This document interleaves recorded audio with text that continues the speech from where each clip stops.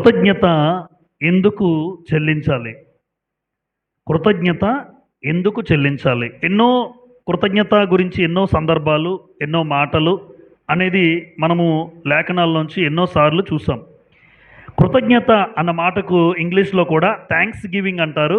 Are gratitude అని కూడా అంటారు. థాంక్స్ గివింగ్ లేదా గ్రాటిట్యూడ్ ఈ మాటలు వాడుతూ ఉంటారు.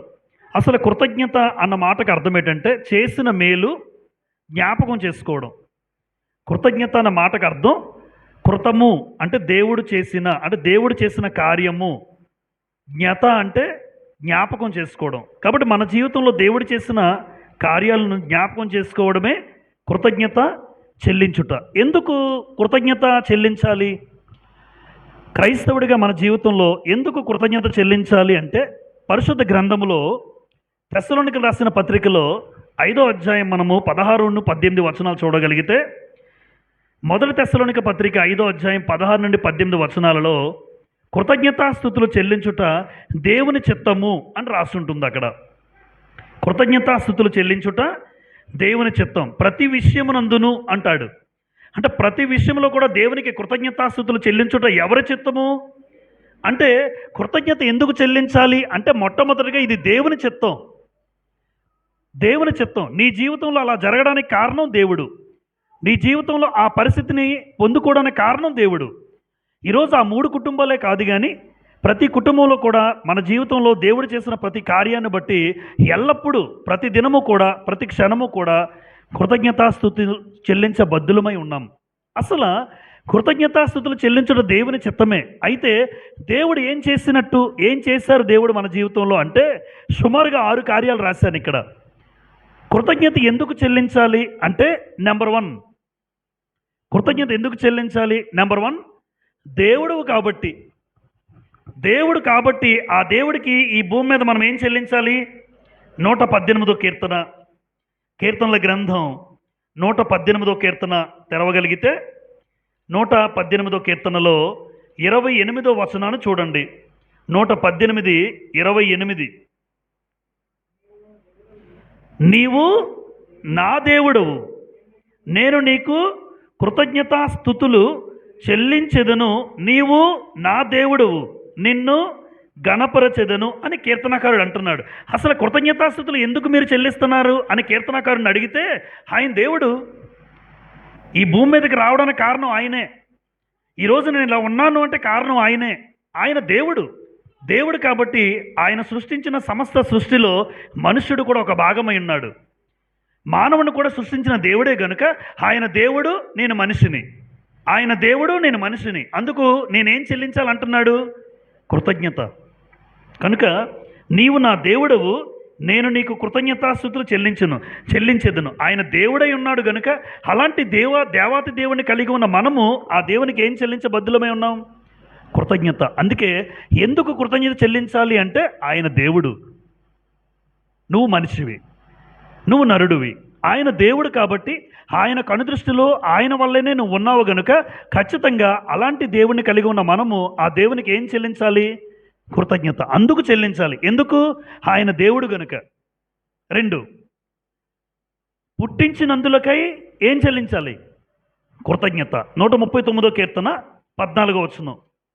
కీర్తనల గ్రంథం 139:14 ఇలా రాయబడి ఉంది, నీవు నన్ను కలుగు చేసిన విధము చూడగా భయమును ఆశ్చర్యమును నాకు పుట్టుచున్నవి, అందును బట్టి నేను నీకు కృతజ్ఞతాస్తుతులు చెల్లించుచున్నాను. ఎందుకు? నా తల్లి గర్భమందు నన్ను పుట్టించిన విధానాన్ని బట్టి నీకేం చెల్లిస్తున్నాను?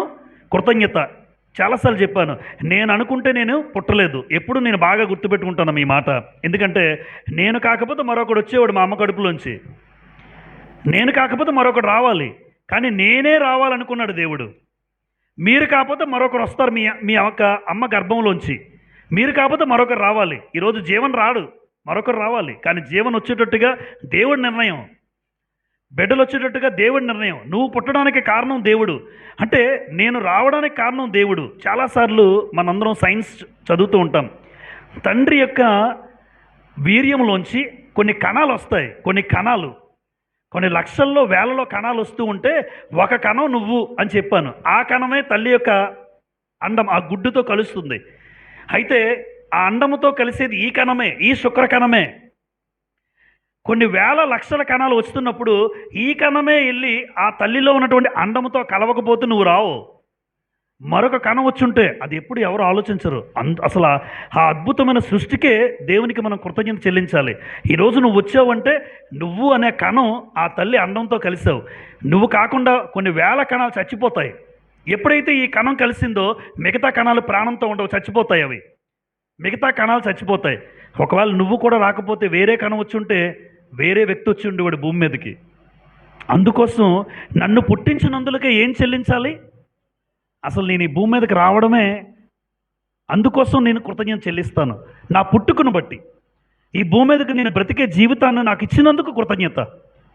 ఎందుకంటే ఇంత గొప్ప అందమైన జీవితాన్ని నా జీవితంలో దయచేసినందుకు, నన్ను పుట్టించినందులకే హృదయపూర్వకంగా దేవునికి ఎందుకు చెల్లించాలి? నీ పుట్టుకను బట్టి. ఈ భూమి మీదకు నువ్వు రావడానికి కారణం మీ అమ్మ నాన్న కాదు, ముందు వాళ్ళు సెకండరీ. అమ్మ నాన్న రావడం కారణం సెకండరీ. ముందు నువ్వు రావాలని నిర్ణయం చేసుకుంది ఎవరు? అంతే, ఆ దేవుడు రావాలనుకున్నాడు, నువ్వు రావాలని అనుకున్నాడు కనుక తర్వాత తల్లి గర్భంలో వీళ్ళందరూ తండ్రి సెకండరీ, రెండో ప్లేస్, తల్లి సెకండ్ ప్లేస్.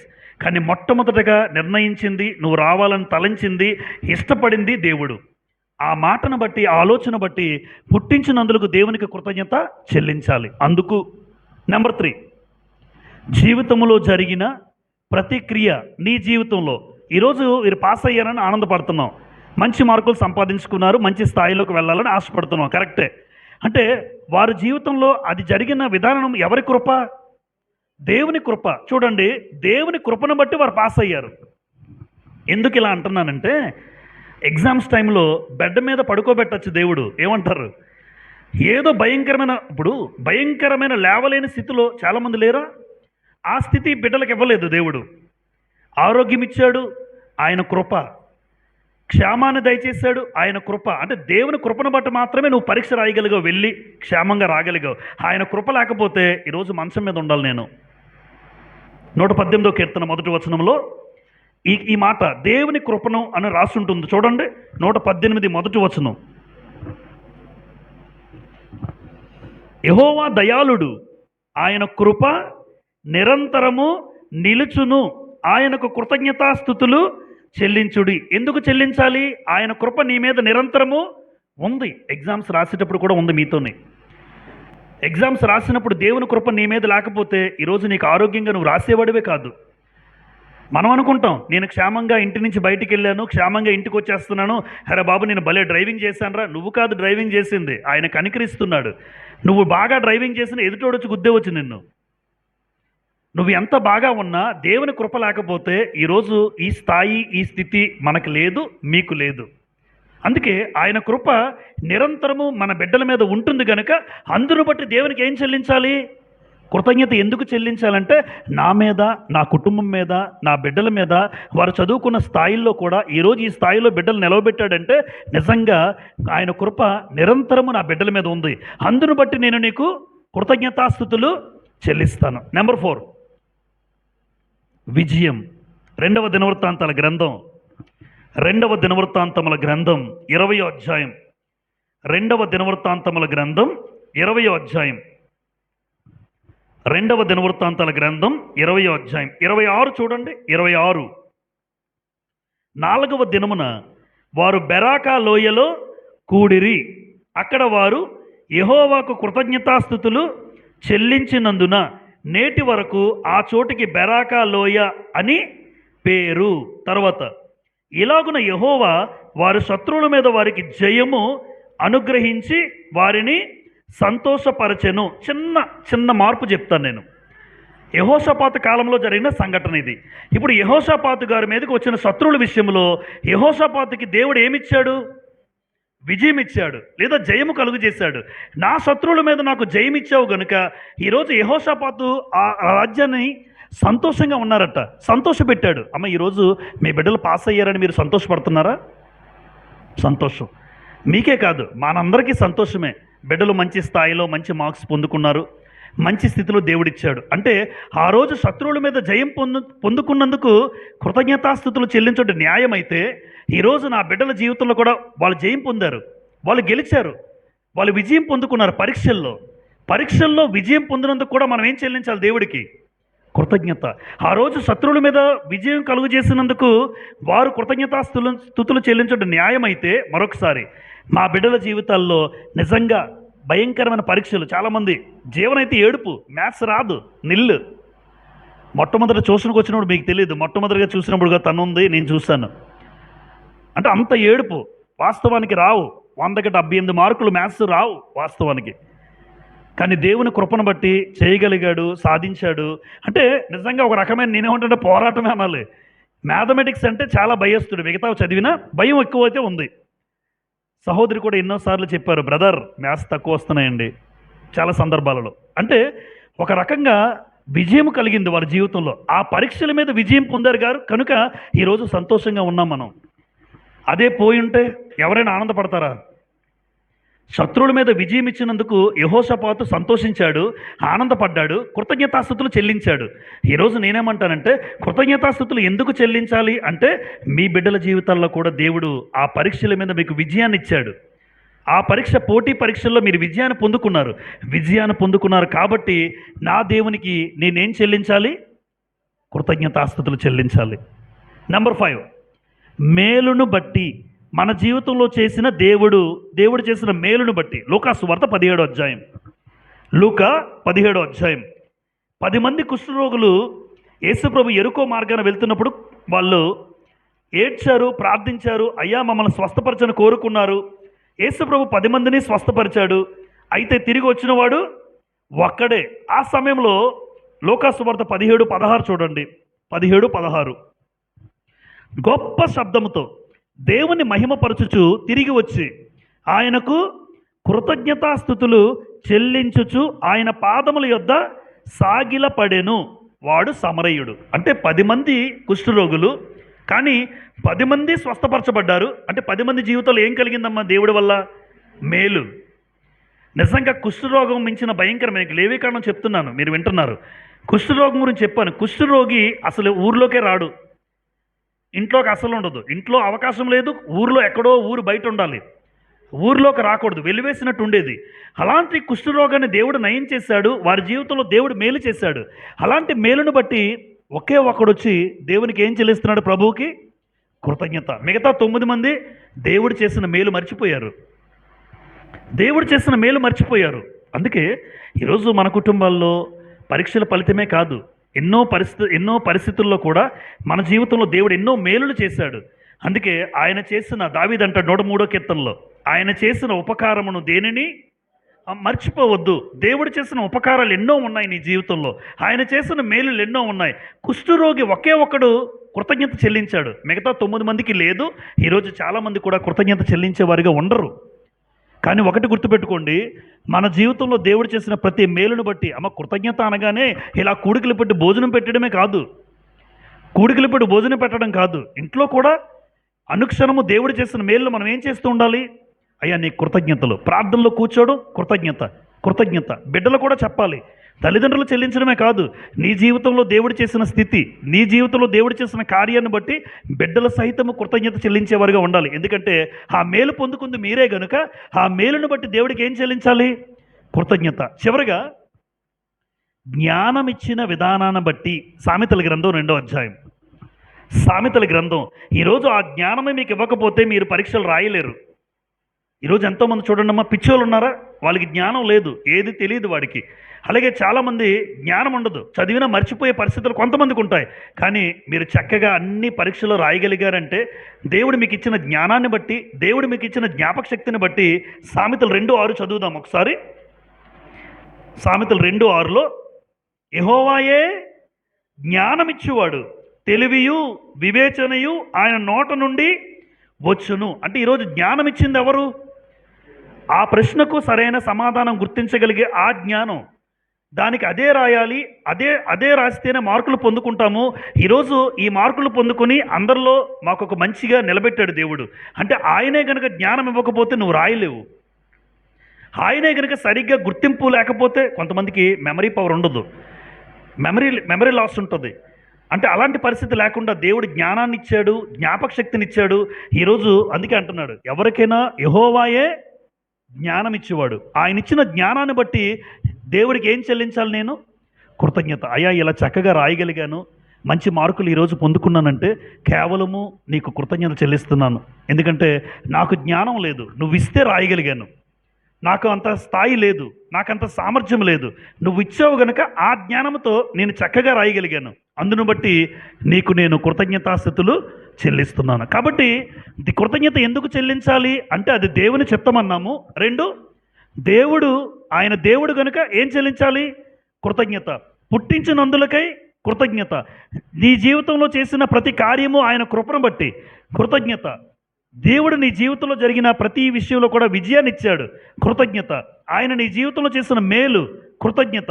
దేవుడిచ్చిన జ్ఞానాన్ని బట్టే నేను పరీక్షలు రాయగలిగాను, కృతజ్ఞత. మరి కృతజ్ఞత ఎందుకో చెప్పాను కదా. ఇప్పుడు ఆ కృతజ్ఞత ఈ యవ్వన బిడ్డలు ముగ్గురు వారే కాదు, ఇక్కడ ఉన్నటువంటి ప్రతి ఒక్కరు కూడా కృతజ్ఞత ఎలా చెల్లించగలవు? ఎలా చెల్లిస్తే దేవుడు నిజంగా ఆయన పట్ల ఈ వ్యక్తి, ఈ బిడ్డ నాకు కృతజ్ఞత చెల్లించాడు అని ఎలా అనుకుంటాడంటే ఆ కార్యాలు జరగాలి. కనుక కృతజ్ఞత ఒక వ్యక్తి ఎలా చెల్లించగలరు? బైబిల్ గ్రంథంలో దావీదు జీవితాన్ని చెప్తాను ముందుగా. అంటే దావీదు గారు తన జీవితంలో కృతజ్ఞత ఎలా చెల్లించారో మీకు అర్థమైతే నేను కూడా అలా చెల్లించాలి అని మాకు అర్థమవుతుంది. నెంబర్ 1 ఎవరమ్మా? దావీదు తన జీవితంలో కృతజ్ఞత ఎలా చెల్లించారో చదువుకుందాం. దినవృత్తాంతములు మొదటి గ్రంథము 29వ అధ్యాయం చూడండి. దినవృత్తాంతాల మొదటి గ్రంథము 29వ అధ్యాయం 12, 13, 14 మెల్లగా చదువుతాను చూడండి. 12 ముందుగా, ఐశ్వర్యమును గొప్పతనమును నీ వలన కలుగును. ఆ మాట అండర్లైన్ చేయండి అమ్మా. నీ వలన కలుగును. నీవు సమస్తమును ఏలువాడవు, బలము పరాక్రమము నీ దానములు. హెచ్చించువాడవును, అందరికీ బలము ఇచ్చువాడవు నీవే. 13, మా దేవా మేము నీకు కృతజ్ఞతాస్థుతులు చెల్లించుచున్నాము. ఎందుకు చెల్లిస్తున్నాడు దావీదు? అసలు ఈరోజు నా జీవితంలో ఇచ్చిన వాడవు నీవే, బలము పరాక్రమము నీవిచ్చిన దానం అన్నాడు. ఐశ్వర్యము గొప్పతనము ఎవరి వలన కలుగుతుంది? నీ వలన కలుగుతుంది. 14 చదువుదాం. ఈ ప్రకారము మనఃపూర్వకంగా ఇచ్చు సామర్థ్యము మాకుండుటకు నేనెంత మాత్రపు వాడను, నా జనులు ఎంత మాత్రపు వారు. తర్వాత మాట అండర్లైన్ చేయండి. సమస్తమును నీ వలననే కలిగెను గదా. ఇప్పుడు సమస్తము ఎవరి వలన కలిగింది అంటున్నాడు దావీదు. అమ్మ ఎవరి వల్ల? సమస్తము నీ వలనే. ఇప్పుడు ఆ బిడ్డల జీవితాల్లో పొందుకున్న ప్రతి స్థితి, ప్రతి కార్యం బట్టి ఎవరి వల్ల కలిగింది? దేవుడి వల్లనే కలిగింది. నిజం చెప్తున్నాను, దేవుడి వల్లనే. సమస్తము, మీరు కూడా బిడ్డలు, యవనస్తులు, సమస్తము నీ వల్లనే కలిగింది. ఈరోజు నాకు ఇచ్చిన ఆధిక్యత, ఈరోజు అందరి ముందు నిలబెట్టి గౌరవప్రదమైన స్థాయిలో మిమ్మల్ని నిలబెట్టాడు అంటే అది ఆయన వలన కలిగింది. దావీదు అంటున్నాడు, ఆయన ఏ స్థితి పొందుకున్నా ఆయన స్థితి వేరు. ఆయన పొందుకున్న స్థితి, నువ్విచ్చావయ్యా నాకు ఈ స్థితి, నాకంత యోగ్యత లేదు, నాకంత అర్హత లేదు, నువ్విచ్చావు, సమస్తము నీ వల్లనే కలిగింది. ఈరోజు మా బిడ్డల జీవితాల్లో కూడా ఈరోజు ఆయా స్థాయిల్లో బిడ్డలు నిలబెట్టావంటే దావీదు వల్లే మనం చెప్పగలగాలి, నువ్విచ్చినటువంటి నీ వల్లనే కలిగింది మా జీవితాల్లో, నీ వల్లనే. అందుకు దావీదు కృతజ్ఞతాస్తుతులు ఎలా చెల్లిస్తున్నాడో చూడండి. 40వ కీర్తన 8వ వచనం. కీర్తనల గ్రంథం 40వ కీర్తన 8వ వచనం. దావీదు గారు రాసిన కీర్తన ఇది. 48లో ఇలా మాట్లాడుతున్నారు ఆయన. దేవా, నా దేవా, నీ చిత్తము నెరవేర్చుట నాకు సంతోషము. అందరూ నా వైపు చూడండి, యవ్వన బిడ్డలు. నా దేవా చెప్పండి, నీ చిత్తము నెరవేర్చుట నాకు సంతోషం. ఇప్పుడు దావీదు జీవితంలో సమస్తం ఇచ్చినవాడు ఎవరని చెప్పాడు ఆయన? సమస్తము ఎవరి వలన కలిగిందని చెప్పాడు? అంటే ఆయనకున్నటువంటి ఆధిక్యతలు కానీ, ఆయనకున్నటువంటి ఐశ్వర్యము కానీ, ఆయన పొందుకున్న గొప్పతనం కానీ, పేరు ప్రఖ్యాతులు కానీ, బలము కానీ, పరాక్రమం కానీ దేవుడిచ్చాడు. అలా ఇచ్చిన దాన్ని బట్టి దావీదు దేవునికి ఎలా కృతజ్ఞత చూపిస్తున్నాడు? నీ చిత్తము నెరవేర్చడం నాకు. అంటే దావీదు ఆ రోజు నుండి, ఏ రోజైతే దావీదు దేవుడు నా జీవితంలో జరిగిన దానికి కారణం దేవుడు అని ఎప్పుడైతే తెలుసుకున్నాడో ఆ రోజు నుండి దావీదు ఇష్టాలు చచ్చిపోయాయి. దావీదు కంటూ సొంత ఇష్టాలు లేవు. నా ఇష్టాలు చంపుకుంటాను, ఎందుకంటే అసలు ఈరోజు ఈ స్థాయిలో ఉండడానికి కారణం నువ్వు. ఒకప్పుడు నా ఇష్టానుసారంగా బతికున్నాను, కరెక్టే. ఒకప్పుడు నా ఇష్టానుసారంగా చేశాను. ఈరోజు యవన బిడ్డలు మీరు అనుకోవాలి, సమస్తము నీ వల్లనే కలిగింది అని మీరు అనుకుంటే, సమస్తము మీ జీవితంలో చేసింది దేవుడు అని మీరు అనుకుంటే, ఇక మీద మీ జీవితాల్లో మీరు చేసుకున్న తీర్మానాలు ఎలా ఉండాలంటే, మా ఇష్టానుసారంగా ఇంకా బతకం. మీరు ఏదైతే చెప్తున్నారో తండ్రి అలా మేము బ్రతుకుతాం, అది కృతజ్ఞత. లేదంటే ఈరోజు ఏముంది, మీరు కృతజ్ఞత చెల్లిస్తారు, భోజనాలు పెడతారు, నేను బాగా తినేసి వెళ్ళిపోతాను, అంతే, పెద్ద ఇబ్బంది లేదు. మీరు భోజనాలు పెడతాడు, తింటాము, కానీ కృతజ్ఞత అనే కూడికి అర్థం ఉండదు. కృతజ్ఞత ఎందుకు చెల్లించాలో ముందు చెప్పాను. అసలు కృతజ్ఞత బిడ్డలు పెట్టుకున్న ఈ కూడికను బట్టి వాళ్ళు నిజమైన కృతజ్ఞత దేవుడు చూడాలి మీలో. అది నా ఉద్దేశం. అంతేగాని ఏదో పెట్టారు, ఏదో తింటాం, తినేసి వెళ్ళిపోతాం, మరలా మామూలే. తిండిని బట్టు ఆ ఉద్దేశాన్ని బట్టి కాదు. మీరు ఎలా ఉండాలని మీ గురించి చెప్తున్నా ప్రత్యేకంగా. ఎందుకు అంటే దావీదు సమస్తము నీ వల్లనే కలిగిందని ఎప్పుడైతే గుర్తించాడో, మా జీవితంలో కూడా, ఈరోజు మీ జీవితాల్లో కూడా ఈ స్థాయి ఇచ్చింది, ఈ సామర్థ్యం ఇచ్చింది, ఈ స్థాయిలో మీరు నిలబెట్టారు కనుక ఆ విషయం మీరు మనస్ఫూర్తిగా మీరు అంగీకరిస్తే మీరు ఎలా చూపించాలో తెలుసమ్మా. ఇక మీదట మీరు ఎలా చెప్తే అలా బ్రతుకుతామయ్యా. మీ గ్రంథంలో మీ వాక్యం ఏం చెప్తుందో అలా బ్రతుకుతాం. అలా మీరు కూడా అనగలిగితే అప్పుడు దావీదు ఎలాగైతే కృతజ్ఞత చెల్లించాడో దేవుడు కూడా సంతోషపడతాడు మిమ్మల్ని చూసి. అంతేగాని దేవుడు మన జీవితంలో చేశాడు, కరెక్టే, మీ జీవితంలో కార్యాలు చేశాడు, మీకు ఆ స్థాయిలు ఇచ్చాడు, మంచిదే, దేవుడిచ్చాడు. మరి దేవుని పట్ల నువ్వు ఎలా చూపించగలవు కృతజ్ఞత? ఒకటే, నీ చిత్తము నెరవేరుస్తాను, నీ ఇష్టానుసారంగా బతుకుతాను. అంతేగాని అమ్మా నాన్న దగ్గర నా ఇష్టం నాన్న, నా ఇష్టం అమ్మ అని అనకండి. వాళ్ళు ఏం చెప్తున్నారో గ్రంథాన్ని బట్టి చెప్తున్నారు కనుక, దైవికంగా ఎదిగిన తల్లిదండ్రులు కనుక, వాక్యం తెలిసిన తల్లిదండ్రులు కనుక, వారు ఏం చెప్పినా మీ మంచి కోసమే చెప్తారు కనుక, ఇక మీదట ఎప్పుడు నా ఇష్టం అన్నామంటే నీ కృతజ్ఞత లేదని అర్థం. అలా మీరు డిసైడ్ అయిపోండి. నా ఇష్టం, నేను ఎలాగే చేస్తాను, నేను ఎలాగే ఉంటాను అని ఏ యవ్వనస్తులైనా మాట్లాడారు అనుకోండి తల్లిదండ్రులరా, వాళ్ళకి కృతజ్ఞత లేదు. ఈరోజు ఈ కార్యక్రమం పెట్టుకుని వృధా, ఉపయోగం లేదు. అందుకే మనస్ఫూర్తిగా చెప్తున్నాను, దావీదు నీ వల్లనే కలిగింది అని గుర్తుపెట్టుకున్నాడు. నీ వలన కలిగింది కాబట్టి నేనేం చేయగలను, నీ ఇష్టం నెరవేరుస్తాను. అందుకే దావీదుకున్న బిరుదేంటి, నా ఇష్టానుసారుడైన అని ఎందుకు చెప్పాడు అంటే, ఆయన ఇష్టాలు చచ్చిపోయాయి, ఇంకా ఎప్పుడు ఏది చేసినా నా కోసమే చేస్తాడు అని దావీదు దేవుని దృష్టిలో అలా ఉన్నాడు. రైట్. అలాంటి దావీదు నోటితో మెండుగా ఏం చెల్లిస్తానని చెప్పాడు చూడండి. నోటితో మెండుగా కృతజ్ఞతాస్తుతులు చెల్లించు. నోటితో మెండుగా అన్న మాట ఎప్పుడు వస్తుందమ్మా? మెండుగా అంటే హృదయపూర్వకంగా ఆయనకి కృతజ్ఞతాస్తుతులు. 109వ కీర్తన చూడండి, దావీదు గారు రాశారు ఇది. 109వ కీర్తన, 109వ కీర్తన దావీదు గారు రాసిన కీర్తన ఇది. 30వ వచనం చదువుదాం. 30 చూడండి, 109:30. నా నోటితో నేను యెహోవాకు కృతజ్ఞతాస్తుతులు మెండుగా చెల్లించేదను. ఎందుకు ఈ మాట చెప్తున్నాడంటే, ఆయన జీవితంలో చేసిన కార్యాలను బట్టి తలంచుకుంటున్నాడు. ఆయన ఎంత గొప్ప కార్యాలు చేశాడండి. నిజంగా దేవుడు మన జీవితంలో చేసిన కార్యాలకు మన నోటి నిండా నోరుప్పితే కృతజ్ఞత, నోటి నిండా మెండుగా దేవునికి కృతజ్ఞతాస్తుతులు చెల్లించాలి. ఇది దావీదు చూపించినటువంటి కృతజ్ఞత. ఇక్కడ రాశాను చూడండి అందరూ, దావీదు వలె నీవు చెప్పగలవా? ఈరోజు మీరు పాస్ అయ్యారు, ఈ రోజు నుండి పాస్ అయ్యారు కాబట్టి ఈ స్థితిని ఇచ్చారు, అందరూ సంతోషపడుతున్నాం. ఈరోజు మీకు ఇచ్చిన మంచి స్థితిని బట్టి మేమందరం ఆనందపడుతున్నాం. కానీ దేవుడు ఆనందపడాలంటే దావీదులా చెప్పాలి. ఏం చెప్పాడు? నీ ఇష్టం నెరవేరుస్తాను తండ్రి, నీకేది ఇష్టమో అలాగే భూమి మీద బ్రతుకుతాను. అలా మీరు చెప్పగలరా? దావీదు వలె నువ్వు చెప్పగలవా? అలా చేస్తానని చెప్పగలవా? అది నిజమైన కృతజ్ఞత అని రాశాను. నిజమే కదా? దావీదు అలా తీర్మానం చేసుకున్నాడు కాబట్టి మీ యవ్వన బిడ్డలు, యవ్వన జీవితాలు కూడా మీ జీవితంలో మీరు పొందుకున్న స్థితిని బట్టి అలా మీరు చెప్పగలిగితే అదే నిజమైన కృతజ్ఞత. రెండు సొలొమోను ఏం చెప్తున్నారు చదువుదాం.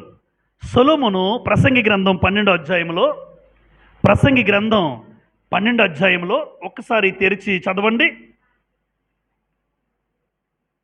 ప్రారంభంలో ప్రసంగి గ్రంథం 12వ అధ్యాయం 2వ వచనం చివరిలో, నీ బాల్య దినములందే నీ సృష్టికర్తను స్మరణకు తెచ్చుకునము. బాల్య దినాలు రాస్తుందని చిన్నప్పుడు దినాలు కాదు. మన ఇంగ్లీష్ బైబిల్లో దాని ఏముంటుందంటే యూత్ డేస్ అని ఉంటుంది. అక్కడ యూత్ అని ఉంటుంది. బాల్య దినములందే అని తెలుగులో లిటరల్గా ఉంది, కానీ ఇంగ్లీష్ బైబిల్లో తర్జుమాలో చదివినప్పుడు యూత్ డేస్ అంటే అక్కడ అందుకే రాస్తాను, యవ్వన దినములందే నీ సృష్టికర్తను ఏం తీసుకురావాలి? స్మరణకు తెచ్చుకో. నీ యవ్వన దినాల్లో సృష్టికర్తను స్మరణకు తెచ్చుకో. సృష్టికర్తను స్మరణకు తెచ్చుకునే వాళ్ళుగా మీరు ఉండాలి. ఈరోజు ఇక్కడే కాదు, ఇక్కడ ఎప్పుడైనా మీరు హాస్టల్కి వెళ్ళొచ్చు. ఒకవేళ భవిష్యత్తులో ఎప్పుడైనా మీరు హాస్టల్ చదివినా, మందిరానికి దూరంగా ఉన్నా, తల్లిదండ్రులకు దూరంగా ఉన్నా, ఎవరిని ఎప్పుడూ మర్చిపోకూడదు. అందుకే సృష్టికర్తను సొలొమోను ఏమంటున్నాడు? జ్ఞాని అయిన సొలొమోను అంటున్నారు, నీ సృష్టికర్తను స్మరణకు తెచ్చుకో. సృష్టికర్తను స్మరణకు తెచ్చుకోవడం అంటే ఎలా? ఒక 3 విషయాలు చెప్తాను నేను. 3 విషయాలు. నెంబర్ 1, యవ్వన కాలంలో కృతజ్ఞతగా సృష్టికర్తను స్మరణకు తెచ్చుకోమన్నారు. ఆ స్మరణకు తెచ్చుకున్న వ్యక్తులు ఎలా ఉంటారంటే, నెంబర్ 1 అందరూ చూడండి, నడతను శుద్ధిపరచుకునుట. ఇంకొక పాట పాడింది, ఆ పాట బట్టి అక్కడ రాశాను నేను. పాట పాడింది జెసికా. మురికి జీవితం పాట పాడింది. మురికి జీవితం ఎలా మారిందట? ముఖ్యంగా అందుకే ప్రతి ఒక్క లిరిక్స్ గమనిస్తుంటాను. మీరు పాడిన ప్రతి పాట చూస్తుంటాను, వింటుంటాను. అందులో లిరిక్స్ చాలా అద్భుతంగా ఉంటాయి మనం గమనిస్తే. నా మురికి జీవితాన్ని ముఖ్యంగా మార్చారని పాట పాడేస్తున్నాం సింపుల్గా. మురికి జీవితాన్ని అంగీకరించాను కదా. ఈ మురికి జీవితాన్ని ఎలా మార్చాడు? ముత్యముగా మార్చాడు. అంటే ఒకప్పుడు మురికి జీవితమే. ఇప్పటి వరకు మీరు ఇంకా బాప్తిజం తీసుకోలేదు కనుక యవ్వన కాలంలో ఆ మురికి జీవితం ఇక మీద దేవుడు ఎలా మార్చబోతున్నాడు? ముత్యంగా మారాలి అంటే నీ నడతను ఏం చేసుకోవాలి? శుద్ధిపరచుకునుట. 119వ కీర్తన, 119వ కీర్తన, కీర్తన గ్రంథం 119వ కీర్తన 9వ వచనం, యవ్వనస్తులు దేని చేత తమ నడత శుద్ధిపరచుకుందురు? నీ వాక్యమును బట్టి దానిని జాగ్రత్తగా చూచుకున్నట చేతనే కదా. అంటే యవ్వనస్తులు ఏం శుద్ధిపరచుకోవాలమ్మా? నడత. నడత అంటే ప్రవర్తన. మీ మాట తీరు బాగుండాలి. మన మాట తీరు బాగుండాలి. చాలామంది హెడ్ స్ట్రాంగ్ ఉంటుంది. హెడ్ స్ట్రాంగ్ అంటే ఇంగ్లీష్లో హెడ్ స్ట్రాంగ్, తెలుగులో తలపొగరు. కొంతమంది ఆడపిల్లల్లో కూడా తలపొగరు ఉంటాయి. కొంతమంది యవ్వన బిడ్డ తలపొగరు. వాళ్ళు మాట్లాడితేనే అందుకే వాళ్ళకి దూరంగా ఉంటాం. తెలిసిపో తలపొగరు వాళ్ళతో మనమేం మాట్లాడుతాం. అలాంటి వాళ్ళకి సూచనలు కూడా ఇవ్వాలనిపించదు. అలాంటి వాళ్ళకి మంచి విషయాలు చెప్పాలని కూడా అనిపించదు. ఎందుకంటే వాళ్ళు వినరు. హెడ్ స్ట్రాంగ్ ఉంటారు కొంతమంది. నీ మాట తీరు బాగుండాలి యవ్వనస్తులారా. అందుకే అక్కడ ఏమన్నాడు? యవ్వనస్తులు దేని చేత తమ నడత శుద్ధిపరచుకుందరు. ఇప్పుడు నడత శుద్ధిపరచుకుంటే నిజంగా అది నిజమైన కృతజ్ఞత అమ్మా. యవ్వనస్తులారా, నీ నడత మారిపోతే, నీ ప్రవర్తన బాగుంటే నువ్వు నిజంగా దేవునికి కృతజ్ఞత చెల్లిస్తున్నట్టు. సొలొమోను అంటున్నాడు, సృష్టికర్తను స్మరణకు తెచ్చుకోవడం అంటే నీ నడత బాగుండాలి. ఒకవేళ మందిరానికి వచ్చిన దేవుడు మన జీవితంలో కార్యాలు అయితే చేస్తున్నాడు. ఇప్పుడు మీరు 10th అయిపోయింది, ఇంటర్మీడియట్ అయిపోద్ది, ఇంజనీరింగో డిగ్రీయో ఏదో చదువుతారు, ఆయా స్థాయిలు పొందుకుంటారు. కానీ కృతజ్ఞత దేవుని పట్ల ఎలా చూపించగలనంటే, ఖచ్చితంగా నా ప్రవర్తన మార్చుకుంటాను, నా నడత మార్చుకుంటాను, నా మాట తీరు మార్చుకుంటాను. ప్రతి ఒక్కరి దగ్గర మంచి మాట తీరు. ఆ అబ్బాయి మంచిగా మాట్లాడతాడు, ఆ అమ్మాయి మంచిగా మాట్లాడుతుంది అనాలి మీ గురించి. ఆ అమ్మాయికి తల పొగరండి బాబు, మాట్లాడలేము. ఆ అబ్బాయికి ఒళ్ళంతా పొగరే అనకూడదు మన గురించి. అంటే కృతజ్ఞత లేని నీ నడతను శుద్ధిపరచుకోలేదు. ఎందుకు నీ నడత శుద్ధిపరచుకోలేదు చెప్పమంటారా? వాక్యానికి దూరంగా ఉన్నావు. అక్కడ ఏమన్నాడు? యవ్వనస్తులు దేని చేత తమ నడత? నీ వాక్యమును బట్టి. అందుకే మీరు ఎప్పుడు కూడా హాస్టల్లో ఉన్నా, ఇక్కడున్నా, మీ పరిస్థితులు బట్టి ఎలా జాయిన్ చేస్తారో నాకు తెలియదు, కానీ ఆయా స్థాయిల్లో మీరు ఎక్కడున్నా వాక్యం చదువుతూ ఉండండి. వాక్యానికి సమయం పెట్టుకోండి. వాక్యం చదువుతూ ఉంటే నీ నడత శుద్ధిపరచుకుంటావు. ఎందుకంటే ఈరోజు నువ్వు ఒక స్థాయిలో ఉన్నావు అంటే, ఆ స్థాయిలో నిన్ను నిలబెట్టాడంటే మొట్టమొదటిగా దేవుడు. అలాంటి దేవునికి కృతజ్ఞత ఎలా చూపించగలను? ముందు నా ప్రవర్తన మార్చుకుంటాను, నా నడత మార్చుకుంటాను. నేను ఎప్పుడైతే ప్రవర్తన మార్చుకుంటానో, దేవునికి ఇష్టమైన ప్రవర్తనగా ఎప్పుడు జీవిస్తానో, అది నిజమైన కృతజ్ఞత. అంతేగాని మీ నడత మారకుండా ఎన్ని కృతజ్ఞత కూడికలు పెట్టుకున్నా ఉపయోగం లేదు. సృష్టికర్తను స్మరణకు తెచ్చుకోవడం అంటే అర్థం ఏంటంటే, దేవుడు అంటున్నాడు, నీ బుద్ధి, నీ ఆలోచనలు, నీ నడక, నీ ప్రవర్తన, నీ మాట మార్చుకోవాలి. అది దేవునికి ఇష్టంగా మార్చుకో. అది నిజమైన కృతజ్ఞత. రెండు రెండు పాపాన్ని అసహించుకుంటే, పాపాన్ని అసహించుకోవాలి. పాపానికి దగ్గరైతే కృతజ్ఞత లేనట్టు. నీకు కృతజ్ఞత లేదు. దేవుడు చేశాడు అని చెప్తున్నారు మీరు ఈరోజు. బ్రదర్, మా జీవితంలో దేవుడు చేసిన కార్యాలను బట్టి ఏం పెట్టుకున్నామన్నారు? ఆ కృతజ్ఞత. మరి దేవుడు చేశాడండి, ఆయనే చేశాడు. మరి ఆయనే చేశాడని ఇంత బలంగా తల్లిదండ్రుల ద్వారా మీరు కూడా నమ్ముతున్నారంటే నేనేం చెయ్యాలి? పాపానికి దగ్గర అవ్వకూడదు. అది పాపము అని తెలిస్తే ఆ పాపాన్ని అసహించుకోండి ప్లీజ్. పాపాన్ని అసహించుకోండి. దేవుడు మరింతగా మిమ్మల్ని ఒక మాట రాశాను ఇక్కడ, నువ్వు తలగా ఉంటావే కానీ తోక, తల తోక చెప్పాను పాఠం ఒకసారి. తలగా ఉంచుతాడు తప్ప ఎలా ఉండవు. తోక అంటే లాస్ట్ అనమాట. అన్నిట్లో లాస్టే, అన్నిట్లో లాస్టే. మా అబ్బాయి అన్నిట్లో ఫస్ట్ ఉండాలనుకుంటున్నారు ఎవరైనా, నాకు తెలిసి. ఎవరైనా మీ పిల్లలు మా అబ్బాయి లాస్ట్ ఉండాలని ఎవరైనా కోరుకుంటారా? మా అబ్బాయి ఎక్కడున్నా ఫస్ట్లో ఉండాలి, ప్రథమ స్థానంలో ఉండాలి. అలా యవ్వనస్తులు కానీ పిల్లలు కానీ తలగా ఉండాలంటే ఖచ్చితంగా పాపాన్ని అసహించుకో. అందుకే యోసేపును తలగా ఉంచాడు దేవుడు. ఐగుప్తు దేశంలో యోసేపును ఎందుకు తలగా ఉంచాడంటే పాపాన్ని అసహించుకున్నాడు. అంతేగాని పాపం చేద్దామని పోతీఫర్ భార్యతో వెళ్ళిపోలేదు.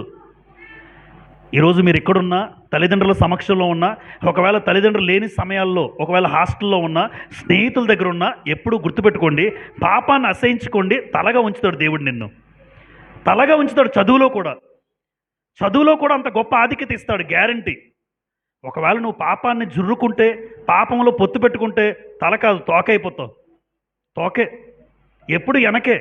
పాపాన్ని అసహించుకున్నవాడు తలగా ఉంచుతాడు. అందుకే అక్కడ మాట రాశాను, యవ్వనేచ్ఛల నుంచి దూరముగా పారిపో. 2 తిమోతి పత్రిక, తిమోతికి రాసిన 2వ పత్రిక, తిమోతికి రాసిన 2వ పత్రిక. యవ్వనస్తుల జీవితం కనుక మీరు నిజమైన కృతజ్ఞత దేవునికి చూపించాలి అంటే పాపాన్ని అసహించుకోవడంతో పాటు యవ్వన కాలంలో కలిగే కోరికలు ఉంటాయి. 2:22 చూడండి.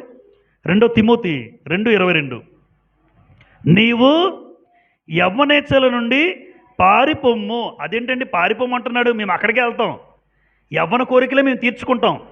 యవ్వనస్తులు ఎలా ఉంటున్నారు ఈరోజు మీరు చూడండి. రోడ్ల మీద పోకిరిగా సిగరెట్లు తాగుతూ రోడ్ల మీద. ఎంత భయంకరం అండి. కాంప్లెక్స్కి వెళ్ళండి మొన్న, ఎంత భయంకరం ఉన్నారనుకో. మీరు కూడా చూసుండొచ్చు, నేను చూశాను కాబట్టి సందర్భం చెప్తున్నాను.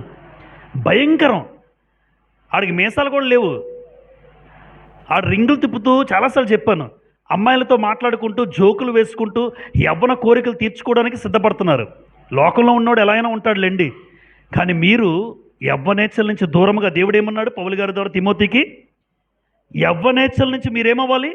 పారిపోండి. అంటే యవ్వన కోరికలు కలుగుతాయి, కానీ యవ్వనం ఎవరైతే కాపాడుకుంటారో, యవ్వనాన్ని ఎవరైతే నిండు యవ్వనం, ఈ నిండు యవ్వనాన్ని ఎవరైతే కాపాడుకుంటారో నిజంగా దేవుడు వారిని వాడుకుంటాడు. ఇర్మియా నిండు యవ్వనస్తుడు, యెహోషువ నిండు యవ్వనస్తుడు, తిమోతి నిండు యవ్వనస్తుడు. యవ్వన కాలంలో దేవుడు వారు వాడుకున్నారు. ఎందుకు వాడుకున్నాడంటే వాళ్ళ జీవితం దేవుడికి అర్పించుకున్నారు, పాపం లేకుండా బతికారు, పాపాన్ని అసహించుకున్నారు. అందుకే దేవుడు చాలాసార్లు సేవకుడిగా సేవలో వాడుకోవాలి అంటే ఖచ్చితంగా యవ్వన కోరికలకు దూరంగా ఉండేవాడినే సేవకు పిలుచుకుంటాడు దేవుడు. అందరూ పిలుచుకోడు, అందరినీ తీసుకోడు. యవ్వన కోరికలకు దూరంగా ఉండాలి, పాపాన్ని అసహించుకునే స్థాయిలో ఉంటే నిజంగా దేవుడు నిన్ను ఏర్పాటు చేసుకుంటాడు. రికమెండేషన్లు అవసరం లే. మా నాన్న ఒకవేళ సువార్థికుడైతే నేను సువార్థికుడు అయిపోయి పెద్ద కష్టమేం కాదు. మా నాన్న సువార్థికుడు కాదు, అసలు సువార్తగా విషయమే తెలియదు మా నాన్నకి. అంటే విషయం చెప్తున్నాను. జనరల్గా పాపం చేసిన తండ్రి సువార్థికుడైతే కొడుకు ఏమైపోతాడు? కలిసిపోయి వెళ్ళిపోతారు, వాళ్ళ కొడుకు అయిపోతాడు. కాదు, అది ఏర్పాటు గురించి చెప్పట్లే. అసలు సువార్తతో సంబంధం లేకుండా దేవుడు నిన్ను ఏర్పాటు చేసుకోవాలంటే పాపాన్ని అసహించుకునే స్థాయిలో మనం ఉండాలి. యవ్వన కోరికలు కలుగుతాయి. ఆ లోకంలో ఉన్నవాడికి నాకు తేడా ఏంటి అంటే, యవ్వన కోరికలు కలిగినప్పుడు ఆ యవ్వనేచ్ఛల నుంచి నువ్వు పారిపోతే నిన్ను బహుగా వాడుకుంటాడు దేవుడు. దేవుని ఏర్పాటులో నువ్వు ఉంటావు. కాబట్టి యవ్వనస్తులారా, మీరు కృతజ్ఞత ఎలా చూపించగలవు అంటే యవ్వనేచ్ఛలు ఎప్పుడు కలుగుతాయి. అలాంటి స్నేహితులకు దూరంగా ఉండండి. దూరంగా ఉండండి. అమ్మా నాన్నకు మోసం చేసే పరిస్థితి ఎప్పుడు మీకు రాకూడదు. తల్లిదండ్రులు మోసం చేసి అక్కడికి వెళ్దాం అంటారు, హాస్టల్లో కూడా ఉండి చెప్తారు, అలాంటి వాళ్ళు ఉంటారు. ఎందుకంటే 10 మంది వస్తారు మన మధ్యకి. కానీ ఒకటి మాత్రం గుర్తుపెట్టుకోండి, యవ్వనేచ్ఛల నుంచి మీరు దూరంగా ఉండాలి. చెల్లి భార్గవి 4 ఏళ్ళు అయిపోతుంది సుమారుగా. ఎప్పుడు చూసినా అక్కడ ప్రార్థనా సహవాసం కలిగి ఉన్నారని తెలియజేశారు. అటువంటి వాతావరణంలో పెరిగింది, అటువంటి వాతావరణంలో ఉంది, సంతోషం. అనే వాక్యం చెప్పే స్థాయికి నాకు అవకాశం ఇచ్చారన్నది కృతజ్ఞతలు దేవుడికి. ఏ వాక్యం చెప్పాలో కూడా ఫోన్లో అడిగినప్పుడు వాట్సాప్లో పెట్టడం జరిగింది. అవి చెప్తుంటే అక్కడ వెళ్ళి చెప్పిన సందర్భాల్లో బాగా చెప్పావని మెచ్చుకోవడం జరిగింది దేవుని కృపను బట్టి. అంటే ఎక్కడున్నా దేవుని వాక్యంలో ఎదుగుతూ ఉంటే, ఆ యవ్వనేచ్ఛలకు దూరంగా ఉంటే దేవుడు ప్రత్యేకంగా ఆ వ్యక్తి మీద శ్రద్ధ, ఒక అవకాశాలు కలిగిస్తుంటాడు దేవుడు మనకి. అందుకే నిజమైన కృతజ్ఞత ఏంటి అంటే, యవ్వనేచ్ఛలకు నువ్వు దూరంగా ఉండు, యవ్వన కోరికలకు దూరంగా ఉండండి. పాపానికి ప్రేరేపించే స్నేహితులు ఎవరైనా ఉంటే వాళ్ళకి మీరు దూరం అయిపోండి. ఎందుకంటే మీ తల్లిదండ్రులు ఎంతో నమ్మకంగా కొన్ని సంవత్సరాల నుంచి క్రైస్తవ జీవితంలో జీవిస్తున్నారు. మీ తల్లిదండ్రులు అలాంటి గొప్ప తల్లిదండ్రులను కన్నటువంటి మీరు ధన్యకరమైన జీవితం కనుక ఎప్పుడూ మీ తల్లిదండ్రులకు అవమానం తీసుకొచ్చే పని ఎక్కడున్నా మీరు చేయకండి. భవిష్యత్తులో ఏ చదువులు చదివినప్పుడు చేయకండి. నెంబర్ త్రీ, యవ్వనస్తులకు మాదిరిగా ఉండే జీవితం చూపించగలిగితే అదే నిజమైన కృతజ్ఞత. అంటే నిన్ను చూసి నేను ఎలా ఉండాలని చెప్పడం, జీవంలా ఉండాలండి అంటారు ఒక రోజున. మన కళ్ళ ముందే పెరిగిపోయారు పిల్లలందరూ. మరికొన్ని రోజుల్లో దేవుడి చిత్తమైతే ఒకవేళ ఆయుష్కాలం ఉంటే బతికితే నాకు ఒక 10, ఇంకొక 20 సంవత్సరాలు సేవ అనుకోండి, ఇంకో 10, 20 ఈ కళ్ళ ముందు ఎదిగారు అనుకోండి. అరే ఎవరిలా సేవ చేయాలంటే జీవన్ ఎంత బాగా చేస్తున్నానండి, జీవన్లా చేయండి. అమ్మ ఎవరిలా ఉండాలి, ఆశ్రితలా ఉండాలని కోరుకుంటున్నా, అక్క ఎంత బాగా పాటలు పాడుతుందో అని. మీరే కాదు, ఏ బిడ్డ పేరు చెప్పినా యవ్వనస్తులకు మాదిరిగా నీ పేరు చెప్పాలి. ఎలా ఉంటే బాగుంటుంది, మందిరంలో ఏ అమ్మాయిని తీసుకోవాలి, మందిరంలో ఏ అబ్బాయిని తీసుకోవాలి, నీ పేరు పెట్టారనుకోండి. మొట్టమొదటిగా నువ్వు ఏ స్థాయిలో ఉన్నావు చూడండి. ఆ పేరు ఆ వ్యక్తికి ఇచ్చాడు అంటే, తలంపు వచ్చిందంటే నువ్వెంత బాగా బతకాలి. అందుకే ఇక్కడ ఏమన్నానమ్మా, యవ్వనస్తులకు మాదిరిగా ఉండాలి. తిమోతికి రాసిన మొదటి పత్రిక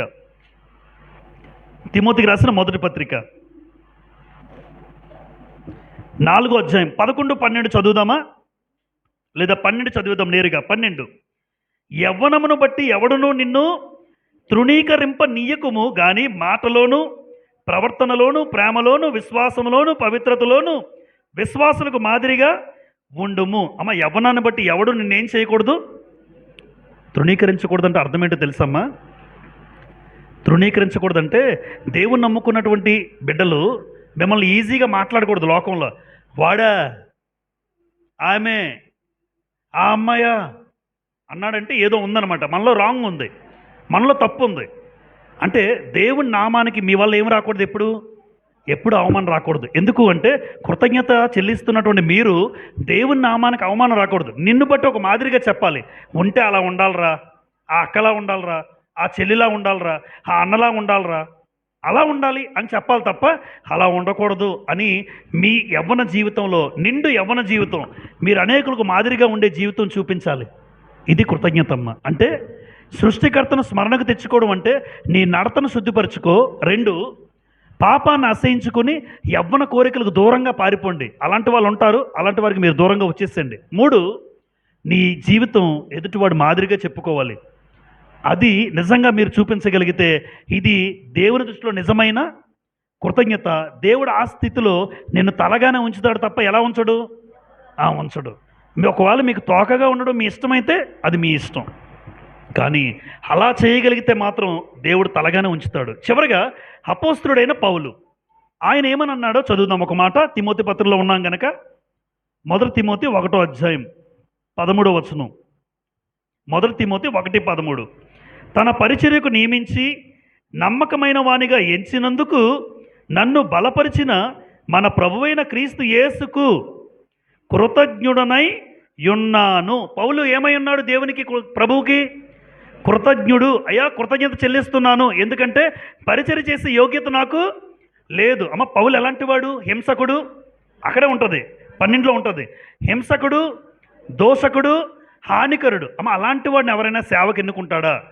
అలాంటి వాడిని దేవుడు ఎన్నుకోడు. కానీ అలాంటి వాడినైనా సరే దేవుడు పౌలు గారిని ఎన్నుకున్న విధానాన్ని పౌలు ఏమంటున్నానంటే, అసలు నాకు యోగ్యత లేదు, అర్హత లేదు, కానీ నన్ను యోగ్యుడిగా ఎంచావు, అందుకోసం నీకు నేను కృతజ్ఞతాస్తుతులు చెల్లిస్తున్నాను. ఒక మంచి మాట అంటాడు, చదువుకొని ప్రార్థన చేసుకుందాం. చివరిగా కొరింథీయులకు రాసిన మొదటి పత్రిక 15వ అధ్యాయం. నేను కృతజ్ఞత చెల్లిస్తున్నాను అని చెప్పాడు కదా. ఆ కృతజ్ఞత ఎందుకు చెల్లించాడంటే ఈరోజు ఆయనున్న స్థాయి గురించి చెప్తాడు. 1 కొరింథీ 15:10, మొదటి కొరింథీ 15:10. పౌలు గారి స్థాయి ఏంటో చూడండి. ఆయన ఏమని మాట్లాడుతున్నాడు. అయినను నేనేమై ఉన్నానో అది దేవుని కృప వలననే అయి ఉన్నాను. ఈరోజు పిల్లలు ఏదో పాస్ అయ్యారు, వాళ్ళకి ఇచ్చిన మార్కులు బట్టి ఫస్ట్ క్లాస్లో వచ్చారు. వాళ్ళు ఏమనాలి? ఈరోజు నేనేమై ఉన్నానో మీరేమై ఉన్నారో అది ఎవరి వల్ల అయి ఉన్నారో చెప్పాలి. ఎప్పుడు పౌలు అంటున్నాడు, ఈరోజు దేవుడు నాకు ఇంత ఆధిక్యత ఇచ్చాడు. పౌలు గారికి ఒక మంచి స్థాయిలో దేవుడు నిలబెట్టాడు. ఆయన ఎలా చూపించుకున్నాడు? ఏమంటున్నాడంటే, ఈరోజు నేనేమై ఉన్నానో అది దేవుని కృప వలననే అయ్యాను. మీరేమై ఉన్నారో ఈరోజు మీరు పొందుకున్న స్థాయిని బట్టి, స్థితిని బట్టి, మార్కులు బట్టి, ఆయా పరిస్థితులు బట్టి నేనేమై ఉన్నానో ఈ మాట ఎప్పుడు మీ గుండెల్లో ఉండాలి. నేనేమై ఉన్నానో అది దేవుని కృప వలననే అయ్యున్నాను. దేవుని కృప వలన అయ్యున్నాను. ఎప్పుడు మర్చిపోకండి. అందుకే పౌలు అంటున్నాడు, ఆయనకు దేవుడిచ్చిన స్థితిని బట్టి కృతజ్ఞత చెల్లిస్తున్నాడు. ఈరోజు మిమ్మల్ని అందరిని అడుగుతున్నాను, ప్రత్యేకంగా మీ ముగ్గురిని, మీ నలుగురిని. ఈరోజు దేవుడు నీకిచ్చిన స్థితి, స్థాయి దేవుని కృప అయితే ఆ కృతజ్ఞత నీలో ఉందా? లేకపోతే ఆ కృతజ్ఞత కలిగేటట్టుగా ప్రయత్నం చేద్దాం. ప్రయత్నం చేయండి. నిజంగా దేవుని పట్ల నేను కృతజ్ఞత చూపించట్లేదు, నేను అలా లేను, ఒకవేళ మీ మనసుకు అనిపిస్తే మీకు అనిపిస్తుంది. ఏదైతే మీరు విన్నారో దావీదు ఎలా కృతజ్ఞత చూపించాడో మీకు తెలుసు. సొలొమోను సృష్టికర్తను స్మరణకు తెచ్చుకోమంటే 3 విషయాలు చెప్పాను. నీ నడత మార్చుకో, 2 పాపాన్ని అసహించుకోండి, యవ్వనేచ్ఛలకు దూరంగా పారిపోండి, అనేక మంది యవ్వనస్తులకు మీరు మాదిరిగా ఉంటే అదే నిజమైన కృతజ్ఞత. అలా లేదు అంటే అది కృతజ్ఞత కాదు. మీ యవ్వన జీవితం దేవునికి సమర్పించుకోవాలి. చదవండి, మీరు ఎక్కడున్నా చదవండి, మంచిగా చదవండి, కష్టపడి చదవండి. అదే సమయంలో మీ నడత బాగుండాలి, మీ మాట బాగుండాలి. అందరి దగ్గర కూడా ఒక యవ్వనస్తుడిగా ఒక మంచి పేరు, మంచి సాక్ష్యం సంపాదించుకోండి. తిమోతిలాగా 2 పట్టణాల్లో మంచి పేరుందా ఆయనకి? కనీసం సంఘంలోనైనా మంచి పేరుందా? కనీసం నా కుటుంబంలో నాకు మంచి పేరుందా? కనీసం నేను వెళ్తున్న సంఘానికి నాకు మంచి పేరుందా? యవనస్తులారా, ఆ పేరు లేకపోతే దేవుని పట్ల మనకి కృతజ్ఞత ఉన్నట్టయితే కాదు. కనుక కృతజ్ఞత ఎందుకు చెల్లించాలో చెప్పాను. ఆ కృతజ్ఞత నువ్వు చెల్లిస్తున్నందుకు నువ్వు చెల్లించాలి అంటే ఎలా ఉండాలో చెప్పాను. వ్యక్తి జీవితాన్ని బట్టి చెప్పాను. కాబట్టి దావీదు ఏమన్నాడు మరొకసారి, నా ఇష్టం కాదు నీ ఇష్టం, నా ఇష్టం కాదు నీ ఇష్టం. ఒకప్పుడు ఆయన ఇష్టం, కానీ ఇప్పుడు అలా చెప్పడు. ఎందుకు? సమస్తము ఎవరి వలన కలిగిందన్నాడు. కాబట్టి మీ జీవితాల్లో సమస్తము ఈరోజు మీకు కలిగింది దేవుని వలన అయితే మీరు నమ్మితే, ఇది బలంగా నమ్మితే, నీ ఇష్టం చచ్చిపోవాలి. ఇక మీద దేవుని ఇష్టం కోసం మీరు వెళ్ళాలి. అందుకోసం దేవుని చిత్తమైతే మీరు తీసుకున్న నిర్ణయం బాప్తిజం కోసం ఈ నెలలో తీసుకోబోతున్నారు. సుమారుగా ఏడుగురు తీసుకున్నటువంటి బాప్తిజమ కార్యక్రమం విషయంలో ఆ రోజు నుండి ఇంకా పరిపూర్ణంగా మన ఇష్టాలు కాదు, ఆ రోజు నుండి నీ ఇష్టమే. ఏ రోజైతే మీరు రక్షణ పొందుకుంటారో ఆ రోజు నుండి అయ్యా నీ ఇష్టం నెరవేరుస్తాం. అదే దేవునికి మనం చూపించే నిజమైన కృతజ్ఞత. అందరికీ ప్రభుపేట వందనాలు చెల్లిస్తూ ఈ మాటలు ముగిస్తూ ఉన్నాను.